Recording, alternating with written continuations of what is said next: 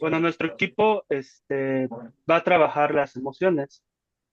Entonces, aquí yo les voy a introducir qué es una emoción básica. Es un conjunto de emociones innatas y universales que experimentamos todos los seres humanos, independientemente de nuestra cultura, edad. Estas emociones son fundamentales para nuestra supervivencia y adaptación al entorno, ya que nos permite responder de manera rápida y eficaz de situaciones. Estas emociones nos permiten eh, tener un instinto de supervivencia en el medio ambiente desde la antigüedad. Algunas de estas emociones básicas es el miedo. ¿Qué es el miedo? El miedo es una emoción básica y primaria del ser humano que experimentamos cuando llegamos a percibir que llegamos a estar en amenaza. Estas pueden ser reales o imaginarias. Voy a abarcar algunos ejemplos de algunas miedos reales y imaginarias. El peligro físico es un miedo real, y esto es como unos animales salvajes, alturas o oscuridad, o el fuego es un miedo que es presente. Las acciones sociales vienen siendo igualmente físicas, como el hablar en público, conocer gente nueva o ser juzgado. Y algunos imaginarios pueden ser los pensamientos o recuerdos, como experiencias traumáticas pasadas, pasadas o preocupaciones sobre el futuro. Hola compañeros, bueno, pues yo estaré diciendo qué es la alegría. Siguiente. Bueno, ¿qué es la alegría? La alegría es un estado emocional positivo que surge como respuesta a un acontecimiento favorable. Este se manifiesta a menudo a través de signos exteriores como la sonrisa, la risa y el ánimo. Y también genera una sensación de bienestar. Esto en el ámbito psicológico está considerada como una emoción básica, fundamental dentro de la experiencia humana. Siguiente. ¿Qué tipos de alegría existen? Existen varios tipos de alegría y no todos, bueno, son positivas. Existe la alegría verdadera, que es aquella que se genera de forma natural y espontánea en la persona después de un acontecimiento positivo. La alegría hilarante. Esta alegría se experimenta, por ejemplo, cuando nos cuentan un chiste, es decir, a respuestas espontáneas que nos resultan graciosas. La alegría simulada, esta es la que muestra de manera intencionada sin que exista nada que la genere. Siguiente, por favor. También existe la alegría maligna. Esta es cuando nos reímos de la desgracia ajena. Las personas que la experimentan se alegran de que no les vaya bien a otras personas. Y la alegría patológica, esta puede ser muy peligrosa, ya que la persona que siempre está riendo o siempre está feliz puede llegar a perder el control de la situación y dejar de ser objetiva en cualquier momento y pone en riesgo su salud mental.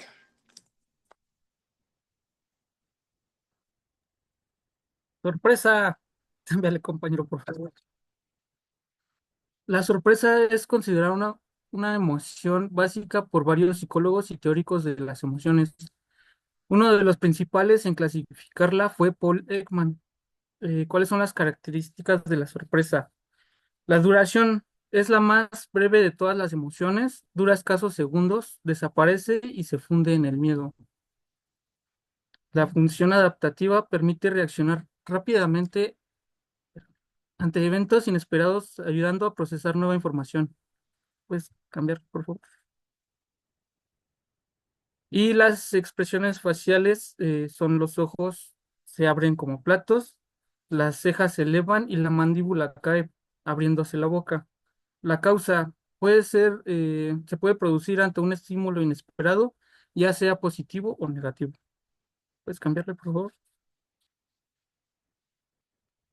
Hay personas que nunca quieren sentirse sorprendidas, aunque sea por algo positivo, piden a los demás que nunca los sorprendan. A otras personas les encanta que las sorprendan, deliberadamente dejan cosas sin planificar para poder experimentar frecuentemente lo inesperado. Buscan experiencias en las que es probable que las sorprendan. Mientras que la sorpresa es una emoción, el susto y el sobresalto no lo son. La expresión del sobresalto es exactamente lo contrario de la expresión de la sorpresa. Los ojos se cierran, las cejas descienden y en la boca los labios se estiran con tensión. El susto es más un reflejo físico que una emoción. Y me faltó decir que la sorpresa es bueno, antes de que le cambies, ya no hay otra diapositiva, es antes de cualquier otra emoción. Podemos ser sorprendidos y después de eso podemos llegar a la ira, a la felicidad, a la tristeza, o incluso puede ser que la tristeza se quede, eh, la tristeza, perdón, la sorpresa se quede como tal, o sea, se termina y no hubo una emoción después de la sorpresa. Y ya, gracias. Bien, en cuanto a la ira es una emoción que puede manifestarse como enojo, furia o cólera. Se trata de una respuesta a situaciones que se perciben como injustas, frustrantes o que atentan contra nosotros. Es el componente emocional del complejo AHI, que es agresividad, hostilidad e ira. Y bueno, la hostilidad hace referencia al componente cognitivo, mientras que la agresividad al conductual. Siguiente, por favor. Aquí agregué, en este caso, a la actividad fisiológica, que pues se caracteriza por un incremento rápido del ritmo cardíaco, de la presión arterial y de los niveles de noradrenalina y adrenalina en la sangre. Es común también que la persona enrojezca, sude, tense sus músculos y respire de forma más rápida. En la función agregué que es una respuesta natural y adaptativa que nos permite defendernos ante situaciones amenazantes o frustrantes. En este caso es muy importante tener un poquito de ira, de dosis de ira, para poder sobrevivir. Y por último, en la experiencia subjetiva está la sensación de energía e impulsividad. En este caso es la necesidad de actuar de forma intensa e inmediata. Siguiente, por favor.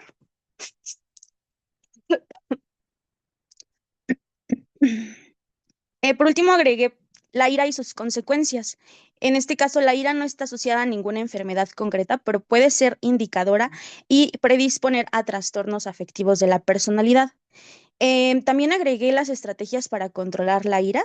En este caso, son algunos ejemplos, no son todos, hay muchos más. Y entre ellos está aprender técnicas de relajación y respiración profunda, pensar antes de hablar y para algunos nos funciona mucho hacer ejercicio.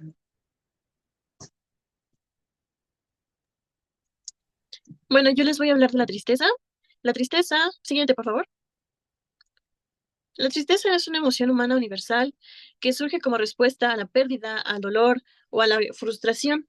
La tristeza puede considerarse una manifestación emocional que cumple una función adaptativa en la vida de las personas. Aunque se asocia al sufrimiento, la tristeza también activa mecanismos internos de autorreflexión y de resolución. De acuerdo a las teorías como la de Paul Ekman, las emociones básicas, incluida la tristeza, tienen un origen biológico y están ligados a nuestra capacidad de adaptarnos al entorno. Siguiente, por favor.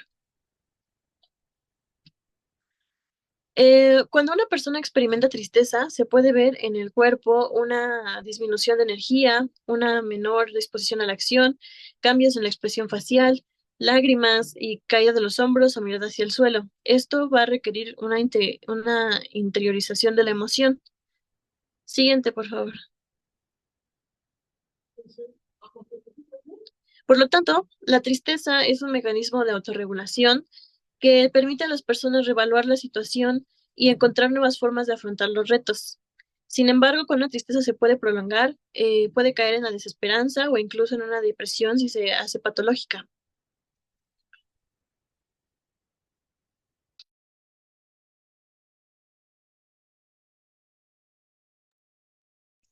Bien, en cuanto a las emociones sociales, vamos a tocar a continuación las siguientes, que es culpa, vergüenza y orgullo. Las emociones sociales son aquellas que se experimentan en relación con los demás y que se aprenden en la sociedad. Son complejas y se conforman por otras emociones más básicas, como anteriormente mi compañero Caleb ya había explicado. Algunas de las características surgen en un contexto social determinado y, bueno, necesitan un análisis de los demás para poder atenderse. En cuanto a la importancia, algunas se denominan emociones morales porque desempeñan un papel fundamental en la moralidad y, bueno, nos permiten adaptarnos a nuestro entorno. En cuanto al aprendizaje de las emociones sociales, estas se aprenden en la sociedad, es decir, en la familia, en la escuela, en medios de comunicación, etcétera. Todas las emociones las aprendemos a gestionar en la interacción con otras personas. Y les mencionaba que vamos a tocar algunos ejemplos. Sin embargo, hay muchas emociones sociales, ya que se conforman de algunas básicas. Por ejemplo, culpa, vergüenza, orgullo, celos, envidia, empatía, admiración, simpatía y gratitud. Esto solamente...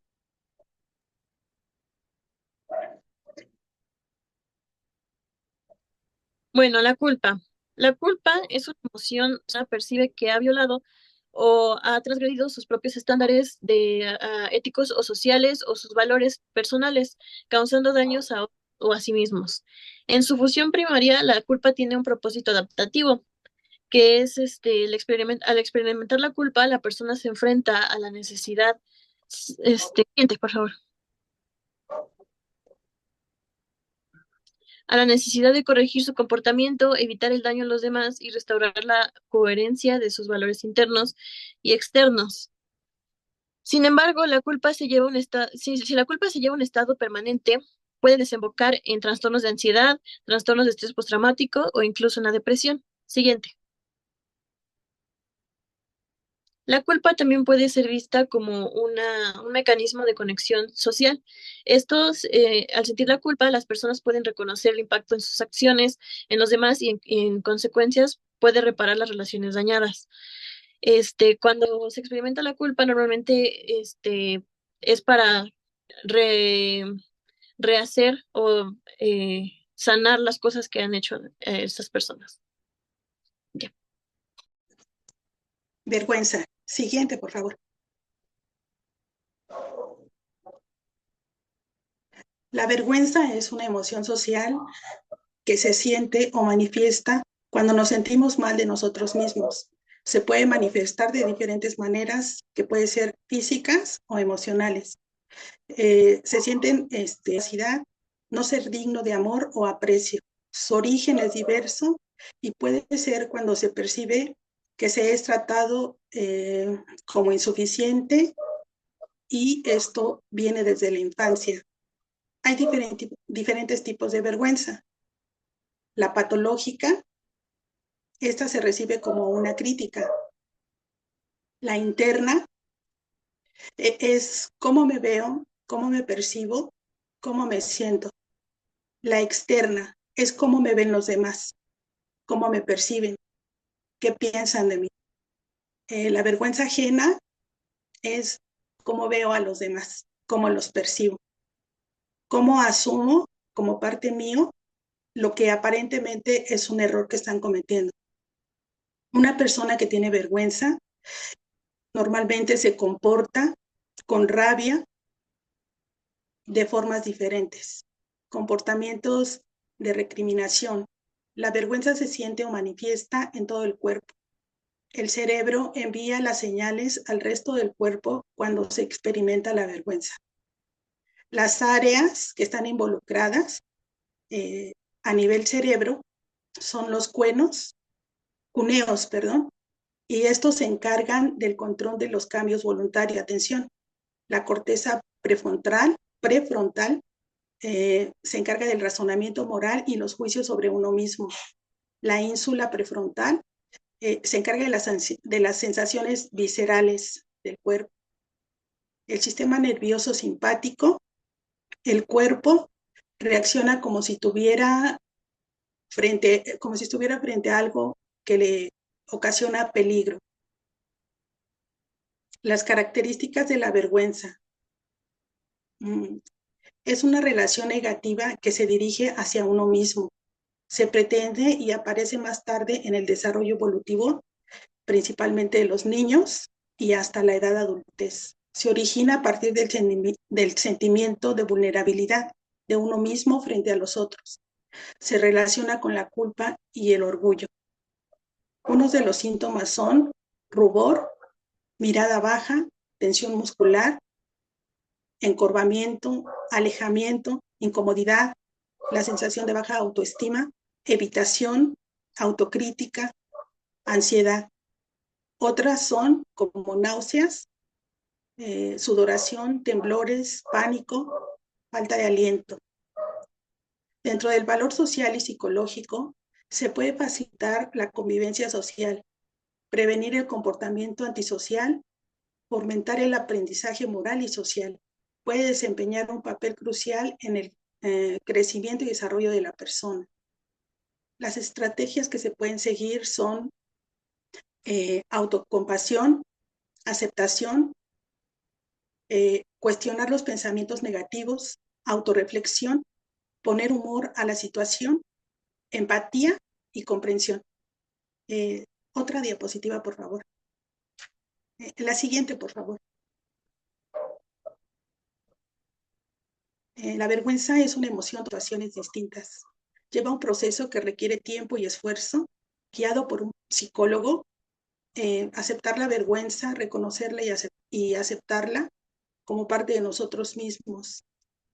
Identificar las causas, analizar factores internos y externos que son los que hacen sentir la vergüenza. Practicar la autocompasión es tratarse con amabilidad uno mismo.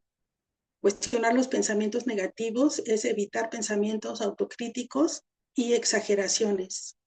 Hablar de los sentimientos y asumir la vulnerabilidad. Gracias. Bueno, yo por último les voy a comentar lo que es el tema del orgullo como una emoción social. Vamos a definir primeramente qué es el orgullo. Se puede definir como una sensación de bienestar y satisfacción causada por la consecución de logros personales, cualidades, pertenencias o relaciones que tenemos con todas las demás personas que nos rodean. Se puede definir el orgullo se dividen en dos tipos de orgullos, como auténtico y como hubrístico. El orgullo auténtico surge cuando nos sentimos responsables de nuestros propios logros o de nuestros propios éxitos, cuando nos sentimos muy capaces y reconocemos esfuerzos y habilidades que están dentro de nosotros. El orgullo hubrístico, este tipo de orgullo se relaciona más con la arrogancia, con el egoísmo y con una percepción como de inflación hacia uno mismo. Se le conoce también como el orgullo malo. Para definir exactamente cuál es la diferencia entre estos dos, el orgullo auténtico, por favor, no, siga ahí, por favor. El orgullo auténtico está generalmente asociado con resultados positivos, tanto a nivel personal como social y a nivel familiar. Y el orgullo hubrístico puede tener consecuencias negativas como conflictos interpersonales o una percepción negativa que tengamos hacia las personas que nos rodean. ¿Puedes cambiar, por favor? El siguiente, por favor, me equivoqué. Funciones. Vamos a hablar de cada una de las funciones que lleva el orgullo. Tiene funciones adaptativas y autorregulatorias por medio de la formación que cada uno como nosotros individuos alcanza dentro de su conducta para sostener un compromiso de reforzamiento hacia nosotros y hacia las personas que nos rodean. Como y como emoción social, tiene la función de promover información sobre el estatus o la condición en que cada uno de nosotros estamos y nos aceptamos como personas. Eh, y también cómo nos sentimos valorados hacia con nosotros y hacia cómo podemos valorar a los demás. ¿Le puedes cambiar, por favor? Ok, ahorita les voy a hablar de las descripciones. El orgullo tiene una expresión, además de las otras emociones sociales, una expresión no verbal que es fácilmente reconocida entre todos los demás. Podemos hablar de la postura, de la posición de nuestra cara, e inclusive hacia las pupilas y de cómo nosotros movemos el cuerpo, sobre todo las manos. Lo puedo decir como una función neurofisiologística o neurofisiológica. Esto se refiere a las funciones cerebrales. Eh, Dicen que que el orgullo se viene desempeñándose desde el lado cerebral en dos etapas. En la primera etapa, el orgullo se origina en el lóbulo parietal. Y en la segunda etapa se origina tanto en el lóbulo parietal como el medio frontal y el precúneo. La siguiente, por favor.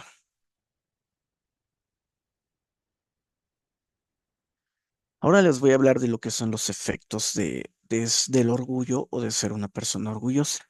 Eh, Prácticamente tiene un efecto negativo que realmente hacia la sociedad es como sentir vergüenza hacia lo que nosotros hacemos. Lo voy a ejemplificar, como cuando estamos en clases y somos participativos y el profesor agarra y nos dice que, no sé, este joven se expresa muy bien, hace muy bien las cosas, o sea, está reconociendo lo que nosotros somos, pero también podemos sentir pena porque nos está exaltando hacia las demás personas, o sea, está demeritando a las personas que no son así y está enalteciendo lo que nosotros hacemos. Esto causa que haya un efecto negativo hacia nosotros. Y como ya les había comentado anteriormente, que no sepamos reconocer o no sepamos nosotros eh, aterrizar nuestras ideas y nuestra percepción de cómo vemos a las demás personas.